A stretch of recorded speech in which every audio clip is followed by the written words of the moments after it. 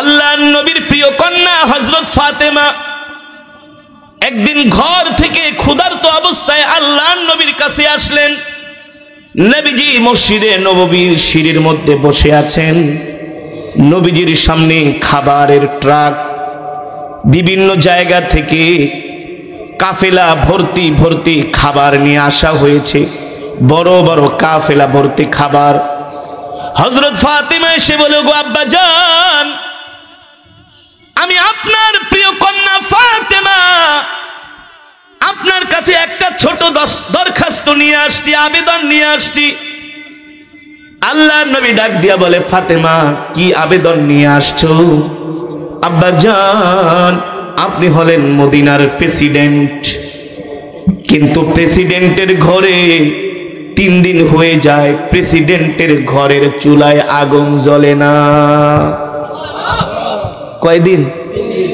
3 দিন হয়ে যায় প্রেসিডেন্টের ঘরের চুলায় আগুন জ্বলে না। ওগো আব্বাজান, আপনার কাছে একটা দরখাস্ত নিয়ে আসছি।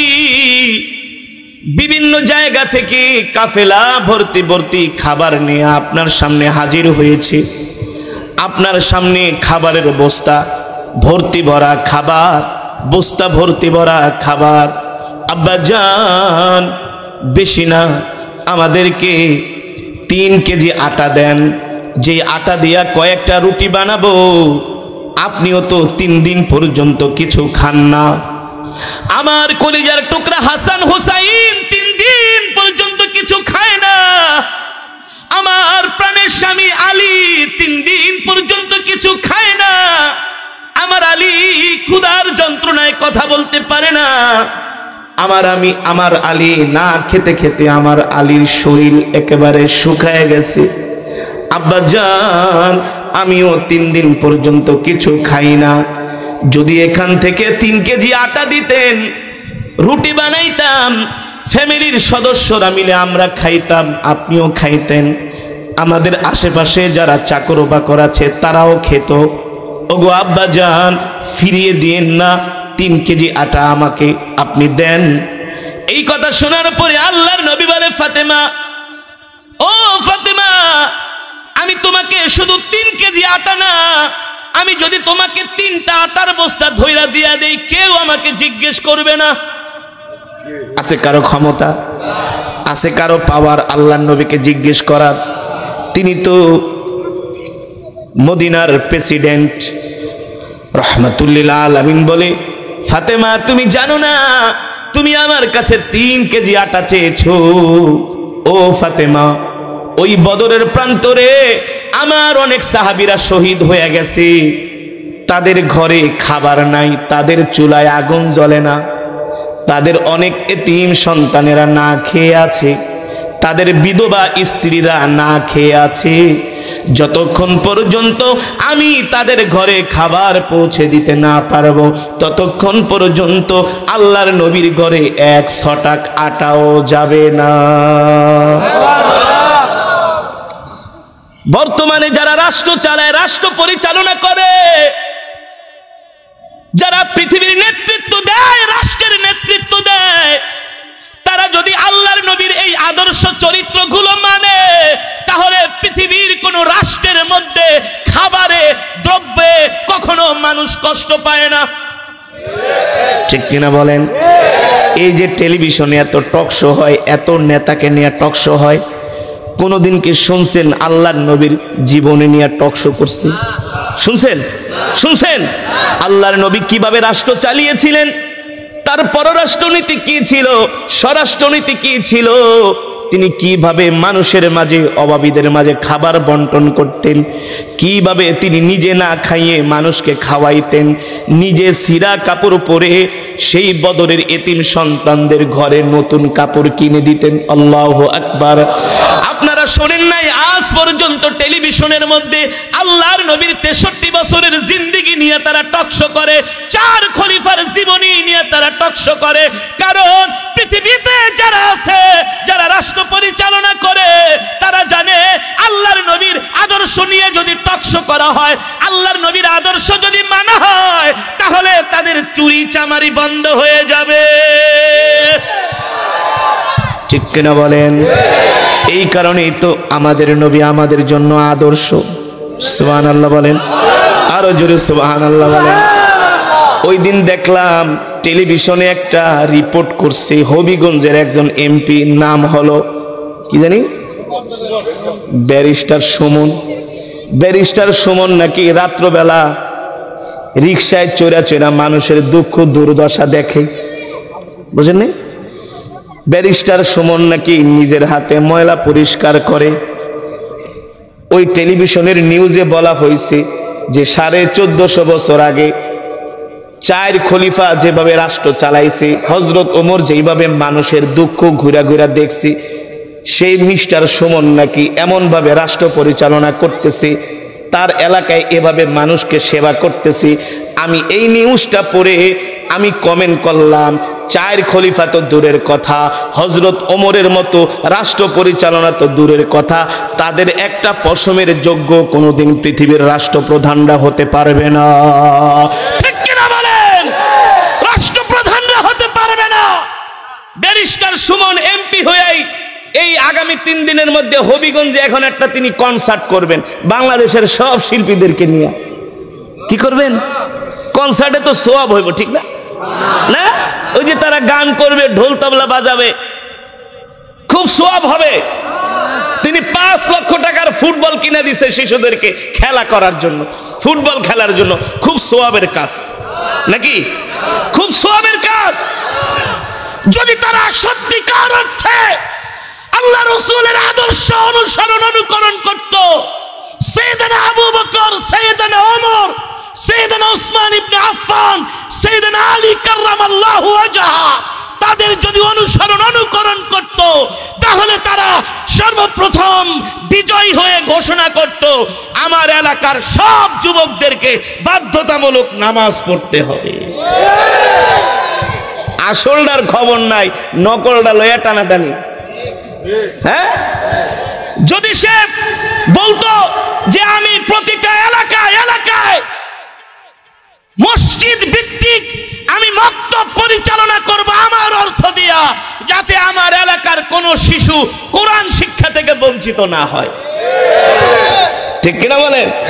আর সে দেয় ফুটবল কিনা, সে করে কনসার্ট, সে করে প্রথমেই গানের অনুষ্ঠান, গানের আয়োজন। এই সমস্ত নয়মাদের মাঝে চলে আসবে যেই রজব মাসে আল্লাহর নবী আল্লাহ তাআলার সাথে মেরাজ করেছেন। মেরাজে যে আল্লাহর পয়গম্বর আমাদেরকে বলেন নাই, উম্মতি উম্মতি উম্মতি উম্মতি বলে কেঁদেছেন, উম্মতি উম্মতি বলে আল্লাহ তাআলার কাছে দরখাস্ত করেছেন। কেন করেছেন? কেন করেছেন? যাতে আল্লাহ তাআলা আমাদেরকে জাহান্নামের আগুন থেকে বাঁচায় দেন, ঠিক কিনা বলেন? আল্লাহর নবীর একটাই চিন্তা ছিল, উম্মতকে জাহান্নামের আগুন থেকে বাঁচাতে হবে, ঠিক কিনা বলেন? বর্তমানেও উম্মতের আলেমদেরও ফিকির হলো যাতে এদেশের মুসলমান দ্বীনের পথে, ইসলামের পথে চলে। সাহাবায়ে কেরামদের এই উদাহরণ কেন দিলাম? আল্লাহর নবীর এই চরিত্র সম্বন্ধে কেন বললাম? যাতে আমরা আল্লাহর নবীর এই আদর্শগুলো গ্রহণ করি, ঠিক কিনা বলেন? আমার নবী 63 বছর জিন্দেগিতে কোনোদিন কোনো মানুষের মনে কষ্ট দেয় নাই। মুসলমান তো দূরের কথা, কোনো অমুসলিমও বলতে পারবে না আমার নবীর কোনো ব্যবহারে, কোনো কথায় কোনো মানুষ কষ্ট পেয়েছে, ঠিক কিনা বলেন? কিন্তু আমরা তো এমন গরু খাওয়া মুসলমান, আমরা তো অহরহ মানুষের মনে কষ্ট দিই, মানুষের মনে দুঃখ দেই, মানুষের দুঃখ দেখাও না দেখার ভান করি, মানুষের কষ্ট দেখাও না দেখার ভান করি, ঠিক কিনা বলেন? কিন্তু আল্লাহর নবী কেমন ছিলেন? তিনি নিজে না খায়া মানুষকে খাওয়াইতেন, তিনি নিজে কষ্ট করতেন, অন্যের উপকার করতেন, তিনি নিজের বৃদ্ধ মহিলার বোঝা নিজের মাথায় বহন করতেন, ঠিক কিনা বলেন? এই কারণেই তো আল্লাহ তাআলা কোরআনুল কারীমের মধ্যে বলেছেন, ওয়ামা আরসালনাকা ইল্লা রাহমাতাল লিল আলামিন। আল্লাহু আকবার। এই আল্লাহর নবী ইমামুল আম্বিয়া, সাইয়্যিদুল মুরসালিন, খাতামুন নবীন। সেই 1450 বছর আগে আল্লাহর নবী মক্কার রাস্তা দিয়ে হেঁটে যাচ্ছেন। যুবক মোহাম্মদ, যুবক মোহাম্মদ, সুবহানাল্লাহ বলেন। মক্কার রাস্তা দিয়া যুবক মোহাম্মদ হেঁটে যাচ্ছেন, সুবহানাল্লাহ বলেন। আল্লাহর নবীর একজন প্রিয় সাহাবী ছিলেন, যার নাম হলো বেলাল, বেলাল হাবশি। নাম কি? জোরে বলুন। বেলাল হাবশি। তার বাড়ি কিন্তু মক্কায় না, মদিনায় না, তার বাড়ি হলো ইথিওপিয়ায়। কোথায়? তিনি ছিলেন ইথিওপিয়ার অধিবাসী হযরত বেলাল। তার বাবা ছিল গোলাম, তার দাদা ছিল গোলাম, তার 14 গোষ্ঠী গোলাম, হযরত বেলালও গোলাম। তাকে গোলাম হিসাবে মক্কায় ক্রয় করে আনা হয়েছিল। হযরত বেলাল উমাইয়া ইবনুল খালফের বাড়িতে তিনি গোলামি করেন। আল্লাহর নবী একদিন রাস্তা দিয়া হেঁটে যায়, দেখেন হযরত বেলাল রাস্তার ধারে বসে বসে কান্না করতেছি। যুবক বেলাল নবী, মায়ার নবী, রাহমাতুল লিল আলামিন, যিনি নিজে না খেয়ে মানুষকে খাওয়ায়, নিজের খাবার মানুষকে বন্টন করে দেয়, অভাবীদের মাঝে বিলি করে দেয়, সেই রাহমাতুল লিল আলামিন রাস্তা দিয়ে হেঁটে যাচ্ছেন। আল্লাহর পয়গম্বর যুবক মুহাম্মদ সাল্লাল্লাহু আলাইহি সাল্লাম, হযরত বেলাল রাস্তার ধারে বসে বসে কান্না করতেছে। কত মানুষ রাস্তা দিয়া যায়, ডাক দেয়, ইয়া গোলাম লিমা তাবকি, এ গোলাম তুমি কান্না করো কেন? বলে আমি আমার মালিকের বাড়িতে কাজ করি, গতকাল রাত্রে অসুস্থ ছিলাম, তার ডিউটিটা ঠিক মতো করতে পারি নাই, এই কারণে আমার মালিক আমাকে মারধর করে ঘর থেকে বের করে দিয়েছি। একজন পথিক যায়, সবাই বেলালের কান্না দেখা দেখা জিজ্ঞেস করে, বেলালের দুঃখের কথা শুনা একবার দুইবার শোনার পরে তারা হযরত বেলালকে ছেড়ে চলে যায়। কেউ বেলালের দুঃখের ভাগী হতে চায় না, কেউ বেলালের দুঃখটাকে লাঘব করতে চায় না।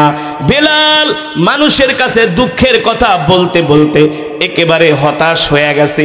যদি কোনো কষ্টে পড়েন জিজ্ঞেস করে, ভাই কি হয়েছে আপনার? আপনি একজনের কাছে বললেন আমার এটা হয়েছে, শুইনা চলে গেছে। আবার আরেকজন আইছে, ভাই কি হয়েছে? ভাই বিপদে আছি। কি বিপদ? এই বিপদ, শুইনা চলে গেছে। একজন, দুইজন, তিনজন, চারজন, পাঁচজনকে বলতে বলতে এক সময় নিজের উপরে আর দুঃখ বেড়ে যায়। কথা বলেন, যায় কি যায় না? হায় রে, মানুষগুলো দুঃখের কথা শোনে কিন্তু দুঃখের ভাগীদার শুনে শুধু চলে যায়। হযরত বেলাল বলে, সব মানুষগুলো আমার কাছে আসে, আমার দুঃখের কথা শোনে, কেউ আমাকে একবেলা খাবারও দেয় না, আশ্রয়ও দেয় না, সান্ত্বনাও দেয় না, দুঃখের কথা শুনে শুনে চলে যায়। আরে দুঃখের কথা শুনে শুনে চলে যাবে না কেন? ওই মক্কার জমিনে আল্লাহর নবী ছাড়া তো আর কোনো ভালো মানুষ নাই। ঠিক আল্লাহর নবী যুবক মুহাম্মদ সাল্লাল্লাহু আলাইহি সাল্লাম রাস্তা দিয়ে হেঁটে যাচ্ছেন, বিলাল কান্না করতেছে। আল্লাহর নবী ডাক দিয়া বলে, লিমা তাবকি ইয়া গোলাম, এ গোলাম কাঁদো কেন? কি হয়েছে তোমার? হযরত বেলাল বলে, আপনার কাছে দুঃখের কথা বলে লাভ কি? ইতিপূর্বে কত মানুষ আমার দুঃখের কথা শুনা শুনা চলে গেছে, কেউ আমার কোনো উপকার করে নাই, কেউ আমার। আল্লাহর নবী হযরত বেলালের কাছে যায় বসলেন। হযরত বেলালের মাথায় হাত দিয়া বলে, এ গোলাম তুমি বলো তোমার মনে কি দুঃখ, তুমি আমার কাছে বলো, আমি তোমার দুঃখের কথাগুলো শুনবো। হযরত বেলাল বলে, শোনেন, আমি আমার মনিবের বাড়িতে গোলামি করি।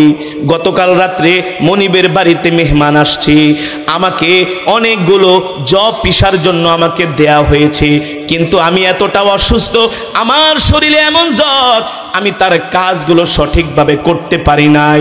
এই কারণে আমি রাত্রবেলা অসুস্থ হয়ে ঘরের মধ্যে ঘুমায় গেছি। আমার মালিক সকালবেলা এসে দেখে আমি তার কাজগুলো ঠিকমতো করতে পারি নাই। এই কারণে আমার মালিক আমাকে ধরে, দেখেন আমাকে কিভাবে মেরেছে, দেখেন আমার শরীরে আঘাত করা হয়েছে, আমার চেহারার মধ্যে আঘাত করা হয়েছে। শেষ পর্যন্ত হযরত বেলাল তার মাথা আগায়া আল্লাহ নবীকে বলে, দেখেন আমার মালিক আমার চুল ধরে এমন জোরে টান দিছে, মনে হয় ওই চুলের সাথে আমার কলিজাটা বের হয়ে গেছে। আল্লাহর নবী হযরত বেলালের কথাগুলো শুনতেছে, আর আল্লাহর নবীর চোখ মোবারক থেকে ঝরঝর করে পানি পড়তেছে, কারণ তিনি তো দুঃখীদের দুঃখ ঘোচাতে পারেন, ঠিক কিনা বলেন? তিনি তো মানুষের কষ্ট দূর করতে পারেন, ঠিক কিনা বলেন? তাকেই তো আল্লাহ তাআলা রহমত কইরা পৃথিবীতে পাঠিয়েছেন। আল্লাহু আকবার। হযরত বেলাল বলে, শুধু এখানে এখানেই শেষ না, আমার মনিব আমার শরীরে আঘাত করেছে, আমার চুল টেনে ছিঁড়ে ফেলেছে, এমনকি আমার মনিব আমাকে লাথি মেরে ঘর থেকে বের করে দিয়েছে। আল্লাহর নবী বলে, কয়দিন হয়েছে ঘর থেকে বের হয়ে গেছো? বলে 3 দিন আমাকে হয়েছে ঘর থেকে বের করে দেয়া হয়েছে। দেখেন, আমাকে 3 দিন পর্যন্ত খাবার দেয় না, আমাকে আশ্রয় দেয় না।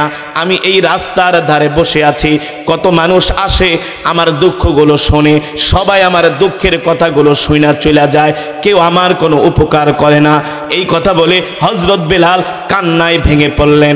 আল্লাহর নবী হযরত বেলালের এই কথাগুলো শোনার পরে নবীজি তার কথার কোনো উত্তর দিলেন না।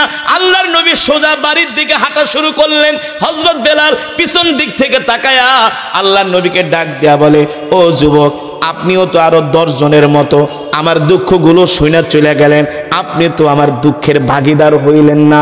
আল্লাহ নবী কোনো কথা বলেন না, সোজা তিনি বাড়িতে চলে গেলেন। যে আম্মা জান আয়েশাকে ডাক দিছে, ইয়া আয়েশা তাআল, ও আয়েশা এদিকে আসো, ও আয়েশা এদিকে আসো, ইফতাহিল বাব। আয়েশা ঘরের দরজা খোলো। আম্মা জান আয়েশা রাদিয়াল্লাহু তাআলা আনহা ঘরের দরজাটা খুলে দিলেন। আল্লাহ নবী ডাক দিয়া বললেন, আয়েশা, ঘরের মধ্যে কোনো খাবার আছে কিনা? আয়েশা, ঘরের মধ্যে কোনো খাবার আছে কিনা? আম্মা জান আয়েশা রাদিয়াল্লাহু তাআলা আনহা বলেন, ওগো আল্লাহর নবী, প্রাণের স্বামী, মনে হয় আপনি অনেক ক্লান্ত, পরিশ্রান্ত, ক্ষুধার্ত। আল্লাহর নবীর চেহারার দিকে তাকায়া আম্মা জান আয়েশা দুঃখ, কষ্ট, ভারাক্রান্ত হৃদয়ে বলতেছেন, ওগো প্রাণের স্বামী, ঘরে তেমন কোনো খাবার নাই। পাশের বাড়ির একজন আমাদেরকে 1 গ্লাস দুধ আর কয়েকটা খুরমা আমাদেরকে হাদিয়া দিয়ে গেছে, সেখান থেকে আমি 2টা খুরমা খেয়েছি আর একটু দুধ খেয়ে বাকিটা আপনার জন্য রেখে দিয়েছি। আল্লাহর নবী বলে, আয়েশা, তাড়াতাড়ি করে আমার হাতে দুধের পেয়ালাটা দাও আর খুরমাগুলো দাও। আল্লাহর নবী নিজের হাতে দুধের পেয়ালা আর খুরমাগুলো নিয়ে সোজা একেবারে ওই গোলাম হযরতে বেলালের দিকে হাঁটা শুরু করলেন। আল্লাহু আকবার। আম্মা জান আয়েশা বলে, গো আল্লাহর নবী, ভেবেছিলাম আপনি খাবেন, আপনিও তো ক্ষুধার্ত, আপনি না খেয়ে কোথায় যাচ্ছেন? আল্লাহর নবী বলে, আয়েশা, 3 দিন ধরে একজন গোলাম রাস্তার ধারে পড়ে আছে, তার মনিব তাকে মেরে ঘর থেকে বের করে দিয়েছে, 3 দিন পর্যন্ত কোনো খাবার দেয় না। ও আয়েশা, আমি না খেয়ে আগে ওই গোলামটার মুখে খাবার তুলে দিব।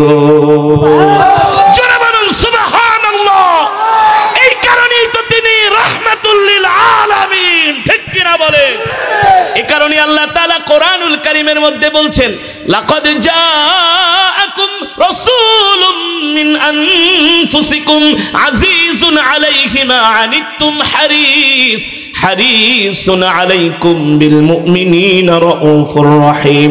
আল্লাহ রাব্বুল আলামিন কোরআনুল কারীমের মধ্যে বলেন, এ দুনিয়ার মানুষ, আমি আল্লাহ তোমাদের মধ্য থেকে তোমাদের জন্য এমন একজন নবী পাঠিয়েছি, এমন একজন রাসূল পাঠিয়েছি, যেই নবী কিনা তার জীবনের চাইতেও তোমাদেরকে ভালোবাসি, তার সন্তানের চাইতেও তোমাদেরকে ভালোবাসি, তার পরিবারের চাইতেও তোমাদেরকে ভালোবাসি। আল্লাহু আকবার। আল্লাহর নবী এবার দুধের পেয়ালা নিয়ে সোজা হযরত বেলালের দিকে আল্লাহর নবী হাঁটা শুরু করলেন। বেলাল মনে মনে মনে কয়, আহ, কত মানুষ দুঃখের কথা শুনে চলে গেল, কেউ তো আমার মুখে একবেলা খাবার তুলে দিল না। লাস্টে যে যুবকটা আসলো তাকে দেখে আমার খুব ভালো লাগছে, সেও আমার দুঃখ শুনে চলে গেল, আমার কোনো খোঁজ খবর নিল না, আমার কোনো উপকার করলো না। হযরত বেলাল মনে মনে আফসোস করতেছে আর কষ্ট পাইতেছে, মনে মনে ভাবতেছে, ভাবা মাত্রই আল্লাহর নবী তার সামনে যে হাজির হয়ে গেছে। আল্লাহর নবী হাজির হয়ে গেছে। এবার বেলালের হাতে দুধের পেয়ালা দিয়া বলে, এই বেলাল, পান করো, দুধ খাও। হযরত বেলাল আল্লাহর নবীর চেহারা মোবারকের দিকে তাকায় আছে, কিরে, ইনি তো আসলে সত্যিকার অর্থে ভালো মানুষ, ঠিক কিনা বলেন? কিন্তু হযরত বেলাল নবীর পরিচয় জানে না, হযরত বেলাল নবীর পরিচয় জানে না। আল্লাহর নবী নিজের হাত দিয়া হযরত বেলালকে দুধ পান করায় দিলেন। আল্লাহু আকবার। নিজের হাত দিয়া আল্লাহর নবী হযরত বেলালকে খুরমা খাইয়ে দিলেন। এবার খুরমা খাওয়ায় আল্লাহর নবী বলে, চলো তোমার মনিবের বাড়িতে আমাকে নিয়ে যাও। কেন? আপনি আমার মনিবের বাড়িতে যাবেন। বলে তোমার মনিব তোমাকে যেই জন্য মেরেছে আমি তোমার সেই কাজগুলো করে দিব, যাতে তোমার মনিব তোমার উপরে আর গোসা না হয়, রাগান্বিত না হয়, তোমার উপর অত্যাচার না করে। আর জোরে বলেন সুবহানাল্লাহ। হযরত বেলালের হাত ধরে আল্লাহর নবী হযরত বেলালের মনিবের বাড়িতে চলে গেলেন। যখন আল্লাহর নবী হযরত বেলালকে নিয়ে ওই বেলাল যে ভাঙ্গা কুঠুরির মধ্যে থাকে ওই কুঠুরিতে ঢুকলেন। ঢোকার পরে আল্লাহর নবী বললেন, বলো কি কারণে তোমার মনিব তোমাকে মেরেছে? ওগো যুবক, দেখেন এই যে বলের মধ্যে যে জবগুলো আছে এগুলো আমি অর্ধেক পিষেছি, অর্ধেক পিষতে পারি নাই। আমার শরীরে প্রচন্ড জ্বর, এই কারণে আমার মনিব আমাকে মেরেছে। আল্লাহর নবী হযরত বেলালের গায়ে হাত দিয়া দেখে তার শরীর এখনো গরম, তার শরীর মানে তার শরীরে এখনো জ্বর আছে। আল্লাহর নবীর গায়ের মধ্যে একটা চাদর ছিল। সুবহানাল্লাহ। কি ছিল? আল্লাহর নবীর শরীর মোবারকের মধ্যে একটা চাদর ছিল। আল্লাহর নবী বলে, যুবক তুমি শুয়ে পড়ো। বলে আমি কেন শুইব? বলে তুমি আরাম করো। হযরত বেলাল বলে, না আমি শুইব না, আমিও আপনার সাথে কাজ করব। আল্লাহর নবী বলে, না তুমি অসুস্থ, তুমি আরাম করো, আমি তোমার কাজগুলো করে দিব। হযরত বেলাল মনে মনে বলে, মনে মনে ভাবে, এত ভালো মানুষ আজ পর্যন্ত আমি কোনোদিন মক্কায় পাই না। পাবে কিভাবে? তিনি তো রহমাতুল লিল। সুবহানাল্লাহ বলেন। এবার আল্লাহর নবী হযরত বেলালকে শোয়া দিলেন। নবীজির গায়ের চাদর মোবারক হযরত বেলালকে গায়ে দাওয়ায় দিলেন। হযরত বেলাল বলে, জীবনে আমার বাবাও কোনোদিন আমাকে এত আদর করে শোয়ায় নাই। আল্লাহর নবীর নিজের চাদর মোবারক হযরত বেলালের গায়ে শোয়ায় দিলেন, জড়ায় দিলেন, আর বললেন, এ তুমি যুবক তুমি ঘুমাও, আমি তোমার কাজগুলো করে দেই। হযরত বেলাল বলে, আমি ঘুমিয়ে পড়লাম। আর ওই যুবক তার নিজের হাত দিয়া জবগুলো পিষতেছেন, জবগুলো পিষতেছেন। জব পিষতে পিষতে সুবহে সাদেক হয়ে গেল। হযরত বেলাল বলে, আমার ঘুম ভেঙে গেল। অনেকক্ষণ ঘুমানোর পরে আমার ঘুম ভেঙে গেল। ওই যে যুবকের চাদর আমার শরীরে জড়ায় দিয়েছে, দেখি চাদর এক জায়গা দিয়ে একটু ফুটো, এক জায়গা দিয়ে একটু চাদর ফুটো করা, তাকাইলে বাহিরের সব দেখা যায়। হযরত বেলাল বলে, আমি চাদর আমার চোখের উপরে দেওয়া, মাথার উপরে দেওয়া, এক জায়গা দিয়ে একটু ফাঁকা দিয়ে আমি দেখলাম ওই যুবক এমন ভাবে তিনি জব পিষতেছেন, তার শরীর থেকে টপ টপ করে ঘাম ঝরতেছে। আমার কাছে মনে হলো এক একটা ঘামের ফোঁটা হীরামণি মুক্তার চাইতেও আরো আমার কাছে দামি মনে হলো। আল্লাহু আকবার। এক একটা ঘামের ফোঁটা আমার কাছে মুক্তার মতো মনে হলো। আল্লাহু আকবার। আর দেখতেছি তার প্রতিটা ঘামের ফোঁটা থেকে মনে হয় জান্নাতের খুশবু ছড়াচ্ছে, জান্নাতের ঘেরান ছড়াইতেছে। আল্লাহু আকবার। হযরত বেলাল বলেন, যুবক যখন পাটা পিষতেছে, জব পিষতেছে, আল্লাহর নবীর ছিলেন বাবরি চুল। কি ছিলেন? হযরত বেলাল বলে, চুল গুলো এত সুন্দর করে দুলতেছে। আল্লাহু আকবার। আর যুবকের চেহারার দিকে আমি যতই তাকাই ততই তাকায় থাকতে মন চায়। আমি যুবককে যখন ঘুম ভেঙে তার চেহারার দিকে তাকাইলাম, গভীর রজনীতে আমার কাছে মনে হলো আমার ঘরের মধ্যে আকাশের পূর্ণিমার চাঁদ উদিত হয়েছে। জোরে বলেন আল্লাহু আকবার। আল্লাহর নবী জব পিষতে পিষতে তার হাত ফসকা পড়ে গিয়েছে, ঘা হয়ে গেছে, এমন ভাবে পিষতেছে। হযরত বেলাল বলে, আমি দেখতেছি তার হাত লাল হয়ে গেছে, তার শরীর থেকে ঘাম ঝরতেছে। একবারও তিনি আমাকে ডাক দেয় না, আর বলে না, এ বেটা তোর কাজ আমি করতেছি, তুই আমাকে একটু হেল্প কর। এখন তো 3 ঘন্টা ঘুমাইছস, এবার একটু ওঠ, ওইটা আমাকে হেল্প কর, আমি তো তোর কাজ করতেছি। হযরত বেলাল বলে, আমি দেখতেছি যুবক মুহাম্মদ এমন করে পাটা পিষতেছে, তার মনে কোনো দুঃখ নাই, কষ্ট নাই, তার চেহারার দিকে তাকাইলে মনে হয় তিনি আনন্দের সাথে আমার কাজগুলো করে দিচ্ছেন। আল্লাহু আকবার। হযরত বেলাল বলে, আমি তার চেহারার দিকে তাকায় আর সইতে পারলাম না। আমি শোয়া ছিলাম, শোয়া থেকে আমি একেবারে বইসা গেলাম। বসে যাওয়ার পরে আমি আল্লাহর নবীর হাত মোবারক দুইটা জড়ায় ধরলাম আর বললাম, সত্যি করে বলেন কি আপনার পরিচয়, কোথায় আপনার বাড়ি, কোথায় আপনার ঘর? আপনার মতো এত ভালো মানুষ আমি আজ পর্যন্ত কোনোদিন মক্কায় দেখি নাই। আপনার পরিচয়টা আমাকে দেন। কত মানুষ আমার দুঃখ শুনে শুনে চলে গেছে, আপনার মতো কেউ আমাকে আদর করে বুকে টেনে নেয় নাই। আল্লাহু আকবার, জোরে বলেন আল্লাহু আকবার। আল্লাহর নবী বলে, তুমি কি আমার পরিচয় জানতে চাও? হযরত বেলাল বলে, অবশ্যই আমি আপনার পরিচয় জানতে চাই, কারণ আপনার চেহারার দিকে তাকাইলে আপনাকে আমার এত আপন মনে হয়, আমার বাবার চাইতো আপনাকে আপন মনে হয়, আমার মায়ের চাইতো আপনাকে আপন মনে হয়। আল্লাহু আকবার। আপনার দিকে তাকাইলে শুধু তাকাই থাকতে মন চায়। আল্লাহর নবী বলে, যুবক তুমি যদি আমার পরিচয় জানতে চাও তাহলে আমি তোমাকে আমার পরিচয় বলতেছি, শোনো। আমার নাম হলো মুহাম্মদ ইবনে আব্দুল্লাহ। আল্লাহু আকবার। হযরত বেলাল বলে, আনতা মুহাম্মদ ইবনে আব্দুল্লাহ, আপনি কি মুহাম্মদ ইবনে আব্দুল্লাহ? বলে, নাম আনা মুহাম্মদ ইবনে আব্দুল্লাহ। হযরত বেলাল বলে, এই কথা শোনার পরে আমার শরীরের মধ্যে কম্পন শুরু হয়ে গেছে। আমি আল্লাহর নবীর হাত মোবারক ধইরা বলি, ওগো পয়গম্বর, আপনি আমার জন্য কেন এত কষ্ট করেন? আমি তো একটা সাধারণ গোলাম। শুধু সাধারণ গোলাম না, আমার বাবাও গোলাম, আমার দাদাও গোলাম, গোলামের ঘরে গোলাম। একটা গোলামের জন্য আপনি এত কষ্ট করতেছেন, কারণটা কি? আপনি কেন এত কষ্ট করেন? আমার জন্য কোনো মানুষ তো আমার দুঃখের ভাগিদার হয় নাই। আল্লাহর নবী ডাক দিয়া বলে, যুবক আমি তোমার জন্য কষ্ট করি না, আমি তোমাকে উপকার করতেছি। আল্লাহু আকবার, জোরে বলুন আল্লাহু আকবার। আমি হলাম নবী, আর নবীদের কাজই হলো মানুষের উপকার করা। হযরত বেলাল বলে, আমি আল্লাহর নবীর হাত ধরে কান্না করে দিলাম। হযরত বেলাল বলে, গো আল্লাহর নবী, আমি আপনার কথা অনেক শুনেছি, কিন্তু আমার মনিব আমাকে আপনার কাছে যেতে দেয় নাই।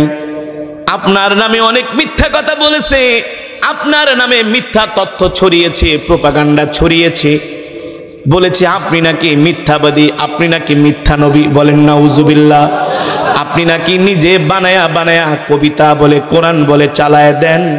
আল্লাহর পয়গম্বর হযরতে বেলালকে বলে, আমাকে দেখে তোমার কি মনে হয়? হযরত বেলাল বলে, ওগো আল্লাহর নবী, আপনি হলেন রহমাতুল লিল আলামিন, আপনি আল্লাহর নবী, এর মধ্যে কোনো সন্দেহ নাই। হযরত বেলাল বলে, গো আল্লাহর নবী, আর দেরি করবেন না, আপনি এখনই আমাকে কালেমা পড়ায় মুসলমান বানায় দেন।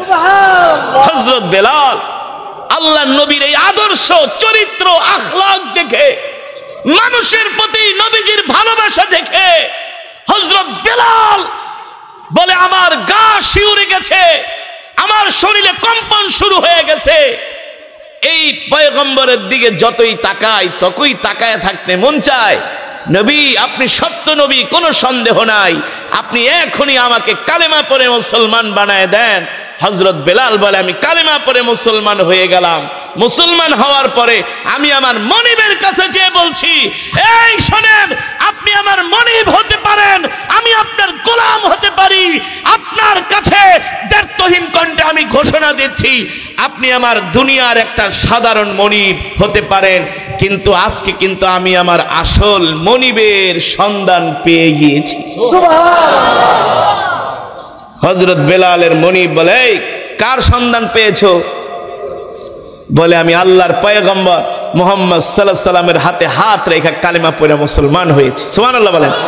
আমি এমন একজন মনিবের গোলাম যার কোনো শরীক নাই, লা শারীকা লাহ। ঠিক কিনা বলেন? আল্লাহ তাআলার কোনো শরীক আছে? আমার আল্লাহ তাআলার কোনো শরীক নাই। কুল হুয়াল্লাহু আহাদ, আমার আল্লাহ এক। আল্লাহুস সামাদ, আমার আল্লাহ কারো মুখাপেক্ষী নন। ঠিক কিনা বলে?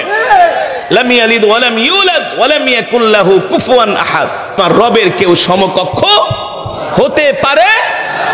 হযরত বেলাল বলে, শোনেন, আমি কিন্তু আল্লাহ নবীর হাতে হাত রেখে কালেমা পড়ে মুসলমান হয়ে গিয়েছি। বেলালের মনিব কয়, যে ভয় এতদিন পর্যন্ত ছিলাম সেটাই জীবনে ঘটলো আমার। তুই কি মুহাম্মদের দেখা পেয়ে গেছস? বলে, শুধু দেখা পাই নাই, আমি আল্লাহর পয়গম্বর মুহাম্মদ সাল্লাল্লাহু আলাইহি সাল্লামের হাতে হাত রেখে কালেমা পড়ে মুসলমান হয়ে গেছি। বেলালের মনিব বলে, শোন, এতদিন তোর উপর যা অত্যাচার করছি, এখন থেকে তোর উপরে আরো 1000 অত্যাচার বেড়ে যাবে। হযরত বেলাল বলে, 1000 অত্যাচার কেন? আপনি যদি আমাকে মারতে মারতে শেষ করে ফেলেন, হত্যাও করেন, তারপরও আমি আল্লাহর পয়গম্বর মুহাম্মদ সাল্লাল্লাহু আলাইহি সাল্লাম থেকে এক চুল পরিমাণ দূরে সরে যাব না। সুবহানাল্লাহ। এই হযরতে বেলাল ইসলামের জন্য, দ্বীনের জন্য কত কষ্ট করেছেন। যুবক, আমরা আমাদের ইসলামের জন্য, দ্বীনের জন্য আমাদের কন্ট্রিবিউশনটা কি? আমরা ধর্মের জন্য কতটুকুন করেছি? আল্লাহর জমিনে আল্লাহর দ্বীন কায়েম করার জন্য আমরা কি করেছি? এটা আমাদেরকে হিসাব করতে হবে, ঠিক কিনা বলেন? কারণ হাসরের ময়দানে আল্লাহ তাআলা প্রত্যেকটা মানুষকে জিজ্ঞেস করবে, ওমান আরাদা আন যিকরি ফাইন্না লাহু মাঈশাতান দানকা ওয়া নাহশুরুহু ইয়াওমাল কিয়ামাতি আমা قال رب لما حشرتني أعمى وقد كنت بصيرا قال كذلك أتتك آياتنا فنسيتها وكذلك اليوم تنسى। এ দুনিয়ার মানুষ, আমি তোমাদেরকে কোরআন দিয়েছিলাম, তোমরা কি সেই কোরআন মানছিলা? তোমরা কি মুহাম্মদ সাল্লাল্লাহু আলাইহি সাল্লামের আদর্শ গ্রহণ করছিলা? তারা বলবে, হ্যাঁ, আমরা তো দুনিয়ায় মুহাম্মদ সাল্লাল্লাহু আলাইহি সাল্লামের উম্মত ছিলাম, আপনার বান্দা ছিলাম। আল্লাহ তাআলা আমলনামা হাতে ধরায় দিবে যে, দেখো তুমি আমার কয় নাম্বারের বান্দা ছিলা? 5 ওয়াক্ত নামাজ ঠিকমতো পড়ো নাই, মিথ্যা কথা বলেছো, ইসলামের পক্ষে, দ্বীনের পক্ষে তুমি কোনো আওয়াজ তোলো নাই, হকের পক্ষে কথা বলো নাই, ঠিক কিনা বলেন? কেমন মুসলমান? হকের পথে তো চলো নাই, আবার হক কথা কইলে আইসা বাধা দিছে, ঠিক না? হকের পথে তো চলোই নাই, ইসলাম তো মানোই নাই। খাও দাও ফুর্তি করো, দুনিয়াটা মস্ত বড়, এইভাবে জীবনটাকে চালাইছো, যেভাবে ইচ্ছা সেভাবেই করেছো। আর যারা হকের কথা বলছে আবার তাদেরকেও বাধা দিছো, হজম করতে পারো নাই। আল্লাহ তাআলা বলবে, শোন, তোর আমলনামা তুই নিজেই পড়, ইকরা কিতাবাক কাফা বিনাফসিকাল ইয়াওমা আলাইকা হাসিবা। আল্লাহ তাআলা সেদিন আমলনামা পড়তে বলবে, দেখবে আমলনামার ভিতরে সব গুনাহ আর গুনাহ, নাফরমানি আর নাফরমানি। আল্লাহ তাআলা তখন প্রত্যেকটা মানুষকে অন্ধ বানায় দিবে, অন্ধ, নাফরমানদেরকে অন্ধ বানিয়ে দিবে। তারা বলবে, আল্লাহ আপনি আমাদের চোখের আলো কেন নিয়ে গেলেন? আমরা দুনিয়াতে তো এমন ছিলাম না, দুনিয়াতে তো আমাদের চোখ ছিল। আল্লাহ তাআলা বলবে, দুনিয়াতে তোদের চোখ থাকার পরে তোরা অন্ধ ছিলি, সত্যটাকে তোরা গ্রহণ করস নাই। কথা বলেন? চোখের সামনে সত্যটা থাকার পরেও তোরা সেটা গ্রহণ করস নাই, ইসলামের উপরে চলস নাই, দ্বীনের উপরে চলস নাই, নবীর আদর্শ চরিত্র মানুষ নাই, নবীকে নেতা মানুষ নাই। আমাদের নেতাকে, আমার নেতা, তোমার নেতা, সকলের নেতা বিশ্বনবী জনাবে মুহাম্মদুর রাসূলুল্লাহ সাল্লাল্লাহু আলাইহি ওয়াসাল্লাম। আল্লাহু আকবার। সেই নবীকে নেতা মানুষ নাই।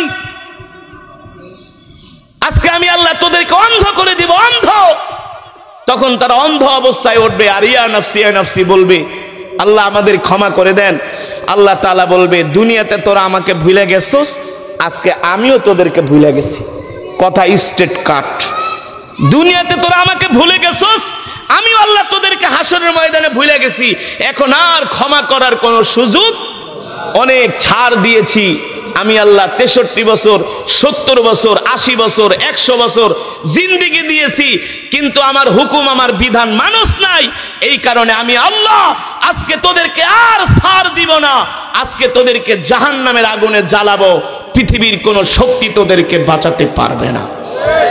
এই কারণে মুসলমান, এতক্ষণ যে বিশ্ব নবীর জীবনী নিয়ে আলোচনা করলাম, শুধু নবীজির আলোচনা শুনলেই হবে না, সেই নবীজির আদর্শ আমাদেরকে গ্রহণ করতে হবে। সেই নবীজি আমাদেরকে কিভাবে দুনিয়াতে আমাদের জীবনকে সাজাতে বলেছেন, সেভাবে আমাদের জীবনটাকে সাজাতে হবে। নবীজির রঙে আমাদেরকে রঙিন হতে হবে, ঠিক কিনা বলেন? নবীজির সুন্নতগুলো মানতে হবে, মান আহাব্বা সুন্নতি ফাকাদ আহাব্বানি ওয়া মান আহাব্বানি কানা মাই ফিল জান্নাহ। আল্লাহর নবী বলেন, যে আমার সুন্নতগুলো জিন্দা করবে, সুন্নতগুলো মানবে, আমি নবী তাকে সাথে করে আল্লাহর জান্নাতে প্রবেশ করব। সুবহানাল্লাহ। এখন বলেন, নবীজির সুন্নত কি আমাদের মাঝে আছে? আমাদের মধ্যে আছে? কথা কয় না, আছে? আছে? কই আছে? 100-র মধ্যে 90% মানুষ প্যান্ট পরে টাকনুর নিচে, ঠিক কিনা বলেন? পুরুষ প্যান্ট পরবে টাকনুর উপরে আর মহিলারা পরবে নিচে। এখন হয়ে গেছে উল্টা। এখন হয়ে গেছে কি, পুরুষ পরে টাকনুর উপর, টাকনুর নিচে, আর মহিলারা পরে টাকনুর উপরে, ঠিক কিনা বলেন? হ্যাঁ, আমাদের মাঝে এমন চরিত্র আছে নবীজির আদর্শ, এখন আমরা বৈশা প্রস্রাব করতে পারি না, খাড়ায় খাড়ায় কুকুরের মতো পেশাব করে। কথা কর, এমন প্যান্ট পরে বসতে পারে না, দাঁড়ায় প্রস্রাব করে। বসো না কেন? হুজুর বসতে পারি না। কেন? এমন প্যান্ট পরছি আর বসতে পারি না। নিজেও দাঁড়ায় মতে, সন্তানদেরকে দাঁড়ায় প্রস্রাব করা শিখায়। এই হলো আমাদের চরিত্র, এই হলো আমাদের আদর্শ। সমাজের কয় পার্সেন্ট মানুষ নামাজ পড়ে বলেন? কত পার্সেন্ট? কত পার্সেন্ট মানুষ নামাজ পড়ে? আপনারাই বলেন, আপনাদের এলাকায় জুমার মসজিদে কয় কাতার মুসল্লি হয়? কয় কাতার? কথা কয় না? দোতলা বইরা যায়, মাঠও বইরা যায় নাকি, ছাদও বইরা যায় নাকি? ফজরের নামাজে কয় কাতার হয়? 5 জন। কপাল ভালো হইলে আবার মাঝে মাঝে ইমাম মুয়াজ্জিন খাদেম আর 70 বছরের 2 জন। হ্যাঁ, চরিত্র তো ভালোই মানেন, খুব মানেন। ও আনফুসাকুম ওয়া আহলিকুম নার, একাই জাহান্নামের আগুন থেকে বাঁচলে হবে না, সকলকে বাঁচাতে হবে, ঠিক কিনা বলেন? পরিবার পরিজনকে বাঁচাতে হবে। আল্লাহ নবী সেই কথা বলেছেন যে আমার চরিত্র সমাজে 10% মানুষ মানবে না, 10% মুসলমান মানবে না, কারণ আমি আল্লাহ তো, আমি নবী তো সমগ্র বিশ্ববাসীর জন্য আদর্শ, ঠিক কিনা বলেন? আদর্শ। চিটাগাং যাচ্ছে মাহফিলে, হাইওয়ে হোটেলে কুমিল্লায় দেখি বাবা দাঁড়ায় দাঁড়ায় প্রস্রাব করে। বাবা, সাথে তার 8 বছরের সন্তান দূরে দাঁড় করা রাখছে, আব্বু তুমি দাঁড়াও, আগে আমি করি তারপর তুমি করবা। তো বাবা দাঁড়ায় দাঁড়ায় পেশাব করে, 8 বছরের সন্তান একটু পর পর সন্তান তার বাবার দিকে এভাবে উকি দিয়া তাকায়, যে দেখে তার বাবা কি করে, দেখে তার বাবা কি করে। বাবাকে, এই আব্বু তুমি এদিকে তাকাও না, তাকাও না, তুমি অন্যদিকে তাকাও। বাচ্চা মানুষ, তার কিউরিসিটি হলো যে আসলে আব্বু কি করে, এটা তার দেখতে হবে। পরে আব্বু কি করলো, দাঁড়ায় তার কাম ঠাম সারলো, দাঁড়ায় কি করছে, এবার ওই সন্তানকে আনছে আয়না। এখন সন্তানরে এমন প্যান্ট পরাইছে সেও বসতে পারে না। সন্তান কয়, চেন খোলা দেখ আব্বু তুমি পেশাব করো। বাবাও দাঁড়ায় পেশাব করলো, সন্তানও দাঁড়ায় পেশাব করলো। বাস্তব নাকি অবাস্তব? জোরে বলেন। আমরা এমন মুসলমান হয়েছি বাংলাদেশে, এখন ম্যাক্সিমাম হাইওয়ে হোটেলে, বড় বড় হোটেলে দাঁড়ায় প্রস্রাব করার জায়গা বেশি, বৈশা প্রস্রাব করার জায়গা নাই বর্তমানে। হাইকমোড তাও তো হয়, প্রস্রাব করার জন্য বসার কোনো প্লেস নাই, হাইকমোড তো আছেই, সব দাঁড়ায়া দাঁড়ায়া দাঁড়ায়া দাঁড়ায়া। আহ, আমরা কোথায় যাচ্ছি? কোথায় আমাদের গন্তব্য? আমরা তো মুসলমান, আমাদের ধর্ম ইসলাম। ইহুদি খ্রিস্টানদেরকে তো আমরা আদর্শ মনে করতে পারি না, তাদের চরিত্র তো আমরা গ্রহণ করতে পারি না। আমরা তো চরিত্র গ্রহণ করব আমাদের নবীজির চরিত্র, ঠিক কিনা বলে? নবীজির চরিত্র কি? টাকনোর নিচে, টাকনোর উপরে কাপড় পরতে হবে, প্রস্রাব করে ঢিলাকুলুপ ব্যবহার করতে হবে, দস্তরখানা বিছিয়ে ভাত খেতে হবে, ঠিক কিনা বলেন? এক মুসলমান আর এক মুসলমানকে সালাম দিতে হবে, আফসুস সালাম ওয়া আতঈমুত তুআম লিনুল কালাম। এক মুসলমান আর এক মুসলমানের সাথে নরম ভাষায় কথা বলতে হবে, কোনো মানুষের মনে কষ্ট দেওয়া, এতিম গরিব অভাবীদেরকে খাবার দিতে হবে, গরিব মানুষকে সাহায্য করতে হবে, এতিমের মাল ভক্ষণ করা যাবে না। এখন আমরা মুসলমান হয়ে গেছি আত্মকেন্দ্রিক, আমাদের ডায়লগ হয়ে গেছে নিজে বাঁচলে বাপের নাম, ঠিক কিনা বলেন? না, এটা নবীর আদর্শ নয়। আমি মানুষের পাশে দাঁড়াবো, এতিম অসহায় অনাথের পাশে দাঁড়াবো, দুঃখী দরিদ্রের পাশে দাঁড়াবো, নিজে যা খাবো আশেপাশের প্রতিবেশীকেও কিছু দেওয়ার চেষ্টা করব। এটা হলো নবীর আদর্শ, আখলাক, চরিত্র। আমরা যদি এই চরিত্রের চরিত্রবান হতে না পারি, আমরা মানবরূপী মানুষ হতে পারি, আসলে আমাদের মধ্যে মনুষ্যত্ব আসবে না, ঠিক কিনা বলে? এ কারণে আল্লাহ নবীর এই আদর্শ চরিত্রগুলো গ্রহণ করতে হবে। হযরত বেলাল একটা মনিব, হযরত বেলাল একটা গোলাম, তার মনিব তাকে অত্যাচার করেছে। আল্লাহ নবী মায়ার নজরে ভালোবাসা এই কোরআনের মজমায় যতক্ষণ বসে থাকবেন, আল্লাহ তাআলার অগণিত রহমতের ফেরেশতারা আমাদের জন্য মাগফিরাতের দোয়া করতে থাকবে। আর জোরে বলেন সুবহানাল্লাহ। চতুর্দিকে ফেরেশতারা বেষ্টন দিয়া দাঁড়ায় আছে। আল্লাহ, চতুর্দিকে ফেরেশতারা বেষ্টন দিয়া দাঁড়ায় আছে আর বলতেছে আল্লাহুম্মা গফির ওয়ারহাম। আল্লাহ গো, আপনার এই বান্দারা দুনিয়ার কোনো কিছুর আশায় আসে নাই, কোনো কিছুর লোভে আসে নাই, দুনিয়ার কাউকে মানুষকে দেখানোর জন্য আসে নাই, ক্ষমতার লোভে আসে নাই, অর্থের লোভে আসে নাই, কাউকে দেখানোর জন্য আসে নাই। আল্লাহ আপনার কোরআনের মহব্বতে আসছে। কিসের মহব্বতে? আরো জোরে বলেন।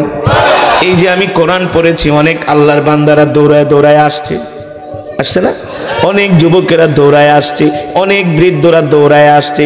আমি বলি যুবক, আল্লাহ রসুলের হাদিস, শুধু কোরআনের মজমায় কোরআন শুনে দৌড়ায় আসেন নাই, জান্নাতের টিকিট নেওয়ার জন্য আসছেন। কারণ যে দুনিয়ার জমিনে আল্লাহর কোরআনকে মহব্বত করবে, আল্লাহ তাআলা তাকে জান্নাত দিয়ে দিবে, ঠিক কিনা বলেন? যে কোরআনকে ভালোবাসবে, কোরআনের তেলাওয়াত শুনে পাথরের মতো হৃদয়টা মোমের মতো গলে যাবে, চোখ দিয়া পানি চলে আসবে। আল্লাহ তাআলা বলে, ওই চোখ ওই কানকে আমি কখনো জাহান্নামের আগুনে দিব না। এই কোরআন আল্লাহ তাআলা নাজিল করেছেন কার উপরে? জোরে বলেন। মিয়া এত ওয়াজ শোনেন, কখনো কইতে পারেন না কোরআন কার উপর নাজিল হয়েছে। আমি রংপুর যেয়ে জিজ্ঞেস করছি, এই আল্লাহ কোরআন নাজিল করছে কার উপরে? কয় আল্লাহর উপরে।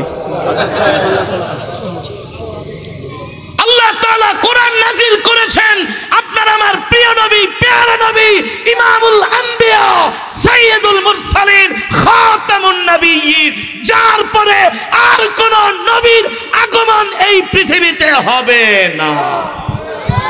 আমরা সেই শেষ নবীর উম্মত। আল্লাহু আকবার। যে নবীর হাতে থাকবে জান্নাতের চাবি, চাবি। সুবহানাল্লাহ বলবেন না? আমাদের নবীজির হাতে থাকবে জান্নাতের চাবি, যিনি হবেন হাউজের কাউসারের মালিক। যেই দিন হাসরের মাঠে সমস্ত পয়গম্বররা পর্যন্ত ইয়া নাফসি ইয়া নাফসি বলবে, আপনার আমার কলিজার টুকরা নবী হাসরের ময়দানে সেজদায় পড়ে থাকবে।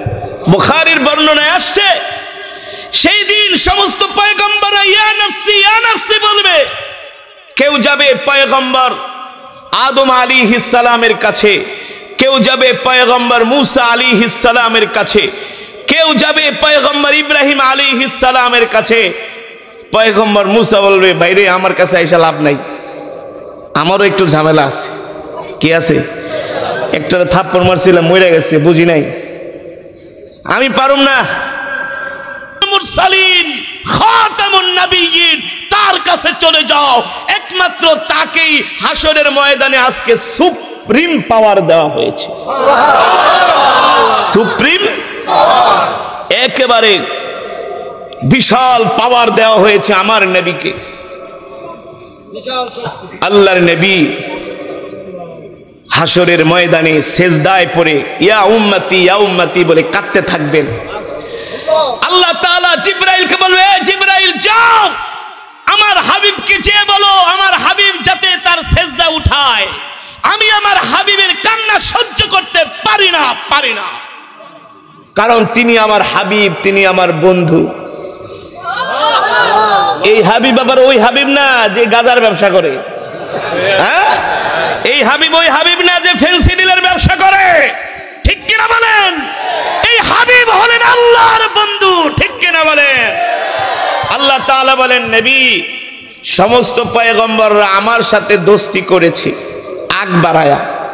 ইব্রাহিম আমার সাথে দোস্তি করেছে আগ বাড়ায়া, আমি তার উপাধি দিয়েছি খলিলুল্লাহ। আমার সাথে আদম আগ বাড়ায় বোঝেন ভাই, আমি আপনার সাথে বন্ধুত্ব করতে চাই, ঠিক আছে তোমার বন্ধু মাইনা নিলাম, যাও আমি তোমার উপাধি দিলাম এটা। আল্লাহ তাআলা বলে আমি আদমের উপাধি দিছি আদম সফিউল্লাহ, আল্লাহু আকবার। আমি মূসা আমার সাথে আগ বাড়ায় বন্ধুত্ব করতে চেয়েছে, আমি মূসার উপাধি দিয়েছি কালিমুল্লাহ।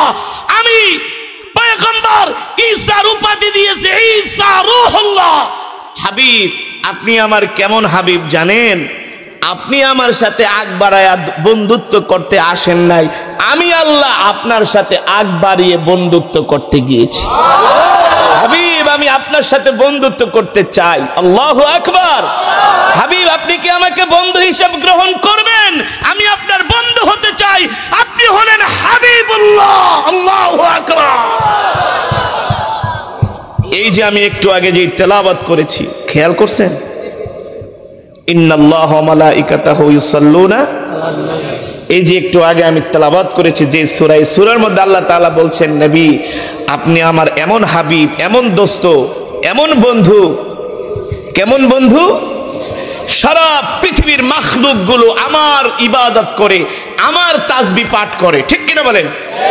আমরা ইবাদত করি কার? আরো জোরে বলেন কার? শুধু আমরাই আল্লাহর ইবাদত করি না, এই যে আশেপাশে যত গাছ আছে এই গাছগুলো আল্লাহ তাআলার জিকির করে। এই গাছের মধ্যে যত কীট পতঙ্গ আছে তারাও আল্লাহ তাআলার জিকির করে, ঠিক কিনা বলেন? যখন সকালবেলা ফজরের আজান দেয়, সুবহে সাদিকের সময় দেখবেন অনেক মুরগি উঠে ডাকতে থাকে, ডাকে না? মুরগি আসলে তারা ডাকে না, তারা আল্লাহর জিকির করে, আমরা তাদের ভাষা বুঝতে পারি না, ঠিক কিনা বলেন? আল্লাহ তাআলা বলে হাবিব পৃথিবীর সবাই আমার তাসবিহ পাঠ করে, সবাই আমার গুণকীর্তন করে, ইবাদত করে, কিন্তু আমি আল্লাহ আপনার নামে দুরূদ পড়ি। আমি আপনার নামে দুরূদ পড়ি, সুবহানাল্লাহ বলেন। শুধু আমি না, আমার ফেরেশতারাও আপনার নামে দুরূদ পড়ে। আল্লাহু আকবার। সেই নবীর উম্মত আমরা, সেই নবীর উম্মত। খুশি নাকি বেজার? জোরে বলুন খুশি নাকি বেজার? বলি আলহামদুলিল্লাহ। আর জোরে মোহাব্বতের সাথে বলি আলহামদুলিল্লাহ। সেই পেয়ারা হাবিব হাসরের ময়দানে সেজদায় পড়ে উম্মতি উম্মতি বলে কান্না করবে। আল্লাহ তাআলা জিবরাইলকে বলবে, জিবরাইল যাও আমার হাবিবকে যে ডাক দিয়ে বলো তার সেজদা উঠাতে, আমি আমার হাবিবের কান্না সহ্য করতে পারি না। জিবরাইল এসে বলবে, ইয়া মুহাম্মদ ইরফা রাসাক, আপনি আপনার সিজদা উঠান। ইশফা তুশাফা, আপনাকে ক্ষমতা দেওয়া হয়েছে, পাওয়ার দেওয়া হয়েছে, একমাত্র আপনি এখন আল্লাহ তাআলার কাছে সুপারিশ করতে পারবেন, আর কাউকে সেই পাওয়ার দেওয়া হয় নাই। আল্লাহ নবী পাওয়ার পায়া প্রথমেই তিনি হযরত হাসান হোসেন, হযরত ফাতেমা, হযরত আলী রাদিয়াল্লাহু তাআলা আনহুর জন্য সুপারিশ করবেন। হ্যাঁ, আল্লাহু আকবার। জোরে বলুন আল্লাহু আকবার। সেদিন তিনি সর্বপ্রথম উম্মতের জন্য সুপারিশ করবে। সুবহানাল্লাহ বলেন, আরে জোরে বলুন সুবহানাল্লাহ। আল্লাহর বান্দারা, আল্লাহ রাব্বুল আলামিন সেই নবীর উপরে কোরআন নাজিল করেছে। আমি সেই কোরআনুল কারীম থেকে তেলাওয়াত করেছি। এই কোরআন হলো আল্লাহর জবানের কালাম। এই কোরআনের মধ্যে আল্লাহ তাআলা বলছেন আমার নবীকে, ইন্নাকা লাআলা খুলুকিন আযীম, ও নবী আপনার চরিত্র হলো সর্বশ্রেষ্ঠ চরিত্র, ঠিক কিনা বলি? আপনি সর্বশ্রেষ্ঠ চরিত্রের উপরে প্রতিষ্ঠিত। ও নবী আপনার চরিত্রের সার্টিফিকেট স্বয়ং আমি আল্লাহ দিয়েছি। আল্লাহু আকবার। মক্কার কাফেরেরা আল্লাহর নবীকে মিথ্যাবাদী বলে গালি দেয়, বলেন নাউজুবিল্লাহ। মক্কার কাফেরেরা আমার নবীকে কবি বলে গালি দেয়, মক্কার কাফেরেরা আমার নবীকে গণক বলে গালি দেয়। আল্লাহ তাআলা বলেন, নবী আপনি কবিও না, আপনি গণকও না, আপনি হলেন নবী, ঠিক কিনা বলেন? কেমন নবী? মা কানা মুহাম্মাদুন আবা আহাদিম মির রিজালিকুম ওয়ালাকির রাসূলুল্লাহি ওয়া খাতামান নাবিয়্যিন। আল্লাহু আকবার। নবী আপনি হলেন শেষ নবী, আপনার পরে আর কোন নবী আসবে না। সুবহানাল্লাহ বলেন। নবী আপনাকে আমি আল্লাহ দুনিয়ার জমিনে পাঠায়া খতম নবুয়তের দরজার মধ্যে তালা মেরে দিয়েছি, আর কোন নবী এই পৃথিবীতে আগমন করবে না। আপনি হলেন হাবিবুল্লাহ, আপনি হলেন আমার হাবিব। আমি আল্লাহ যেই হাসরের মাঠ কায়েম করব, এই হাসরের মাঠ শুধু আপনার আর আমার মধ্যে থাকবে। আমি আপনার চেহারার দিকে তাকায় থাকবো হাবিব। যতক্ষণ পর্যন্ত আপনার চেহারায় হাসি না ফুটবে, ততক্ষণ পর্যন্ত আমি আল্লাহ আপনার উম্মতকে মাফ করতেই থাকব। সেই নবীর উম্মত আমরা। খুশি লাগে কি লাগে না? লাগে কি লাগে না? যখন মদিনা শরীফে যাই, আল্লাহ রসুলের রওজার কাছে গেলে পাগল হয়ে যায়, আসতে মন চায় না। একবার সালাম দিয়ে আসি, আবার ঢুকি, আবার সালাম দিয়ে আবার ঢুকি। যতবার যাই এই কলিজার তৃষ্ণা মিটে না, কারণ তিনি তো রহমাতুল লিল আলামিন। সেই কলিজার টুকরা, আমাদের নয়নের মণি, প্রিয় হাবিব, আল্লাহ তাআলা যাকে পাঠিয়েছেন তাম পৃথিবীর আদর্শ বানায়া, যেই নবী আমাদের জন্য আদর্শ, ঠিক কিনা বলেন? যেই নবীর মধ্যে রয়েছেন আমাদের জন্য উত্তম আখলাক, উত্তম চরিত্র। আপনি আমার নবীকে যদি বাবার কাতারে দাঁড় করান, আমার নবীর মতো এমন বাবা পৃথিবীতে আসে না, আর আসবেও না। আমার নবীকে যদি আপনি নানার কাতারে দাঁড় করান, হযরতে হাসান হুসাইন বলে আমার নানার মতো এমন নানা পৃথিবীতে আসে নাই, আর আসবেও না। সুবহানাল্লাহ বলেন। একদিন হযরত ইমাম হুসাইন রাদিয়াল্লাহু তাআলা আনহু, দুই ভাই একসাথে বসে আছে, ইমাম হাসান আর হুসাইন। আল্লাহর নবীকে বলে, নানা বলেন তো, আপনার নানা বেশি সম্মানী নাকি আমার নানা বেশি সম্মানী? সুবহানাল্লাহ বলেন। আমার নানা সম্মানী, সবাই তো নিজের গর্বটা করবি।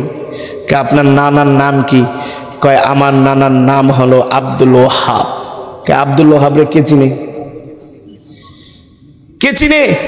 আচ্ছা নানা বলেন তো, আপনার মা সম্মানী নাকি আমার মা পৃথিবীর সবচেয়ে সম্মানী? আমার মা। আপনার মা আমেনারে কে চিনে? আমার মা ফাতেমাকে সবাই চিনে। সুবহানাল্লাহ বলেন। আরে জোরে বলেন সুবহানাল্লাহ।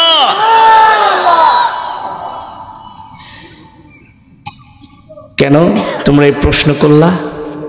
বলে আপনি আমাদের নানা, আপনি আমাদের নানা, আপনি হলেন সমস্ত নবীদের সরদার, সমস্ত নবীদের, সমস্ত নবীদের ইমাম। সুবহানাল্লাহ বলেন। আল্লাহ তাআলা কোরআনের মধ্যে সে কথাই বলছেন, নবী আপনি হলেন তাম পৃথিবীর মানুষের জন্য আদর্শ, আপনি হলেন তাম পৃথিবীর মানুষের জন্য রোল মডেল, ঠিক কিনা বলেন? আপনাকে যদি সারা পৃথিবীর মানুষ অনুসরণ করে, অনুকরণ করে, তাহলে এই পৃথিবীর মানুষগুলো চরিত্রবান হবে, আখলাকওয়ালা হবে, সত্যিকার অর্থে তারা সোনার মানুষে পরিণত হবে। আল্লাহর নবী ছাড়া পৃথিবীর অন্য কোন মানুষের মধ্যে তাদেরকে অনুসরণ করার মধ্যে কোনো উপকার নাই, কোনো ফায়দা নাই, একমাত্র আমার নবী ছাড়া, ঠিক কিনা বলে? আমার নবী এমন নবী, যেই নবী 63 বছর জিন্দেগিতে কোনোদিন মিথ্যা কথা বলে নাই। বলছে যাকে বলে স্লিপ অফ টান, আমার নবীর মুখ ফসকেও কোনোদিন মিথ্যা কথা বের।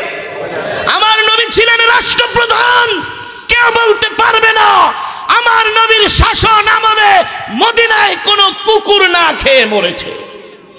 মানুষ তো দূরের কথা, ঠিক কিনা বলেন? আমার নবী কেমন রাষ্ট্রপ্রধান ছিলেন ইতিহাসের মধ্যে এসছে। সেটাও হতো না, মাঠ কাবার, একটার গোবর হুজুর পানি শেষ, আর একটা গোবর লাইন ছুটে গেছে, আর একটা গোবর হুজুর হ্যাং হয়ে গেছে, ঠিক কিনা বলেন? ঠিক না? কিন্তু আমার রব পুরো বাংলাদেশটাকে এয়ার কন্ডিশন বানায় দিছে। কে? আবার কিছুদিন পরে শীত চলে যাবে, গরম আসবে। সুবহানাল্লাহ। কার ক্ষমতা? আল্লাহু আকবার। এই পৃথিবী সৃষ্টি করেছেন কোরআনে আছে কি আছে না? নাই? তাবারাকাল্লাযী বিয়াদিহিল মুলক। এই বক্সটা ঘুরায় দে বেটা, সাউন্ড তো মজা পাইতাছি না। তাবারাকাল্লাযী বিয়াদিহিল মুলক ওয়া হুয়া আলা কুল্লি শাইইন কাদির। আল্লাহ তাআলা কোরআনুল কারীমের মধ্যে বলছেন, নবী দুনিয়ার মানুষদেরকে বলে দেন এই মুলকের মালিক আমি আল্লাহ, রাজত্বের মালিক আমি আল্লাহ, একচ্ছত্র ক্ষমতার মালিক আমি আল্লাহ। পৃথিবীর সব রাষ্ট্রপ্রধানদের ক্ষমতা শেষ হয়ে যাবে, আমার রবের ক্ষমতা কোনোদিন শেষ হবে না। হবে? আমরা সেই রবের গোলাম। সুবহানাল্লাহ। আমরা সেই রবকে এই কপাল দিয়া সিজদা দেই, যেই রবের কদমে আমরা প্রতিদিন 5 বার মসজিদে যে তার কদমে লুটিয়ে পড়ি। ঠিক না মুসলমান? সেই রবের কালাম থেকে আমি তেলাওয়াত করেছি, সেই রবের কোরআন থেকে আমি তেলাওয়াত করেছি। আপনারা শুনেছেন, শুনছেন তো? শুনছেন তো মন দিয়ে? অনেকে কোরআন পড়তে পারে না, আছে না? নাই নাই নাই? অনেকে কোরআন পড়তে পারে না, কিন্তু কোরআন শুনতে তো পারেন। শুনতে তো সমস্যা নাই। এই বাংলাদেশে এখনো এমন আবু জেহেল মার্কা, মানে আবু জেহেলের চেয়ে আরো খারাপ। আবু জেহেলের তো ঈমান ছিল না, হেদায়েত ছিল না, তারপরও সে কোরআনকে ভালোবাসত। কিন্তু এখন এমন মুসলমান আছে এই জমিনে, গরু খাওয়া মুসলমান, নামে মুসলমান, কোরআন পড়তেও পারে না, কোরআন শুনতেও আসে না। আসে না? নাই আপনাকে এলাকায়? ওয়াজের মাহফিলে আসবো না, ঘরে বসে বিড়ি টানবো আর খালি সমালোচনা করবো। হুজুর গো সমালোচনা করে, আরে হুজুররা তো এটি বলবই, মোল্লা গো তো খায়া দেয়া কোনো কাম নাই। আবার কব ওয়াজ কমিটি কিনলে আমার এদিকে মাইক ফিরাই দিস। আমার তো ওয়াজের মাইকের আওয়াজে আমার ডিস্টার্ব হয়, আমার হাড়ে লাগে। আছে না? ওয়াজ মাহফিলের আওয়াজে হাড়ে লাগে, আর গায়ে হলুদের অনুষ্ঠানে কয় আমার দিকে একটু বক্সটা ঘুরায় দেয়। অনেকদিন ধরে নাচ গান দেই না। এমন মুসলমান আছে কি আছে না? যারা মানে আছেন কি আছে না? মুসলমান সাবধান, এই পৃথিবী থাকার জায়গা নয়। আসছি খালি হাতে, যাব খালি হাতে। 1 সেকেন্ডের কোনো ভরসা নাই। এই প্যান্ডেল থেকে উঠে বাড়িতে যেতে পারবো কিনা তারও কোনো সিকিউরিটি নাই। আছে কোনো গ্যারান্টি? আমি চিন্তা করে দেখলাম পৃথিবীর সব মালের গ্যারান্টি আছে, শুধু একটা মালের গ্যারান্টি নেই। কি ভাই? মানুষ। মানুষ। পৃথিবীর সব কিছুর গ্যারান্টি আছে, মানুষের কোনো। আল্লাহ আল্লাহ আল্লাহ, কোনো গ্যারান্টি নেই আমাদের। মুসলমান আল্লাহর বান্দারা, আমি আল্লাহ তাআলার সেই জবানের কালাম থেকে তেলাওয়াত করেছি, কোরআনুল কারীম থেকে আমি তেলাওয়াত করেছি। আপনারা শুনেছেন, আমার কথা না, আল্লাহ রাসূলের হাদিস। আল্লাহর নবী বলেন, আলিফুন ওয়া লামুন ওয়া মিমুন ওয়া হারফুন। কেউ যদি কোরআনুল কারীমের 3টা শব্দ তেলাওয়াত করে, আল্লাহ তাআলা তার আমলনামায় 30টা নেকি দান করে। কয়টা নেকি? 30টা। আরে জোরে বলুন, কয়টা নেকি? আলিফ এক শব্দ, লাম এক শব্দ, মিম এক শব্দ। আলিফ লাম মিম এক শব্দ নয়, আলিফ এক শব্দ, লাম এক শব্দ, মিম এক শব্দ। আলিফুন ওয়া লামুন ওয়া মিমুন ওয়া হারফুন, এই 3টা হলো 3 শব্দ। কেউ যদি কোরআনুল কারীমের এই 3টা শব্দ তেলাওয়াত করে, আল্লাহ তাআলা তার আমলনামায় 30টা নেকি দান করি। তাহলে আমি আপনাদের সামনে দীর্ঘক্ষণ সময় কোরআনুল কারীমের তেলাওয়াত করেছি। সুবহানাল্লাহ বলেন। আমি যদি 2000 শব্দ তেলাওয়াত করে থাকি, 2000কে 10 দিয়া গুণ দেন, কয় হাজার? মিয়া বিক্রমপুরের মানুষ যদি হিসাব না পারে, না না ঠিক আছে, আর বারবার কম নেই, 20,000। কয় হাজার? আরে বিক্রমপুরের মানুষ যদি হিসাব না জানে, তাহলে বাংলাদেশে কেউ হিসাব জানবো না। কথা না? কারণ আলুর হিসাব, পেঁয়াজের হিসাব, কাপড়ের হিসাব, ভাঙ্গারির হিসাব, সব হিসাব বিক্রমপুরে আছে। ঠিক কিনা বলেন? আলহামদুলিল্লাহ বলেন। আলহামদুলিল্লাহ বলেন। আমি যদি 2000 শব্দ তেলাওয়াত করে থাকি, 2000কে 10 দিয়ে গুণ দেন 20,000। ঠিক কিনা বলেন? যদি 3000 শব্দ শব্দ তেলাওয়াত করে থাকি 3000 কে 10 দিয়ে গুণ দেন 30,000 সুবহানাল্লাহ। এভাবে যত হাজার হরফ তেলাওয়াত করেছি আল্লাহ তাআলা তত হরফের বিনিময়ে আমাদের 10টি করে নেকি দান করেছেন। খুশি নাকি বেজার? জোরে বলেন। ঘরে বসে থাকলে কি এই সওয়াব পাইতেন? হ্যাঁ, শুধু কি এখানেই শেষ? সওয়াব কি এখানেই শেষ? সওয়াব এখানেই শেষ নয়, সওয়াব এখানেই শেষ। আমার মুসলিম খুব নামাজ পড়ে শুক্রবার